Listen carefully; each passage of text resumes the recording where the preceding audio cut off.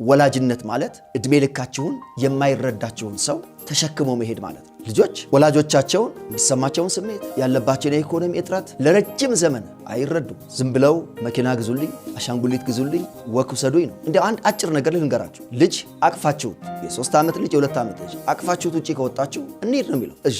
እዛ ይድከማችሁ አይድከማችሁ ጉዳዩ አይደለም። በእግሩ ማስኬድ ስትጀምሩት ነው ወደ ቤት እንመለስ የሚለው። ምክንያቱም ይደክመዋል፣ እንቅልፉ ይመጣል። ለዚህ ወላጅነት እናንተ ላይ ሸክም ሆኖ እናንተን ሳይረዳ እናንተ እየተንከባከባችሁና ፍቅር እየሰጣችሁት ሙሉ ኃላፊነት ወስዳችሁ የምታሳድጉት ወይም ደግሞ ሙሉ ኃላፊነትን የምትወስዱበት ማንነት ማለት ነው። ስለዚህ እግዚአብሔር መልኩን ያስቀመጠ የት ነው? ወላጆች ጋር ነው። እግዚአብሔር እንደ እሳት ነው፣ እንደሚባላ እሳት። መንፈስ ቅዱስም እርግብ በሰው ላይ መታ እንደምትሰፍር አይነት በእርግብ አይነት ምሳሌ መጥቶ አርፏል። በሐዋርያ ሥራ ምዕራፍ 2 ላይ ደግሞ የተከፋፈሉ ልሳኖች መጥተው ላያቸው ላይ አርፈዋል። እንደ አውሎ ነፋስ መጥተዋል። ልዩ ልዩ እግዚአብሔርን የተመሰለባቸው ምሳሌዎች አሉ። እንደ ተብለው የተገለጡ ብዙ ልታገኙ ትችላላችሁ። እግዚአብሔር ነው የተባለው ግን ፍቅር ነው። እግዚአብሔር ፍቅር ነው የሚለውን ተደጋግሞ ታገኙታላችሁ። ይሄ ደግሞ ምንም ሳይነጥፍ ያለው ወላጅነት ውስጥ ነው። ለዚህ ሰው ወንድና ሴት ሆኖ አንድ ላይ ሆኖ ወላጅ ሲሆን የማንን ፍቅር ያሳያል? የእግዚአብሔርን ፍቅር፣ የእግዚአብሔርን መልክ ያሳያል። እግዚአብሔርን በማወቅ የሚያድገው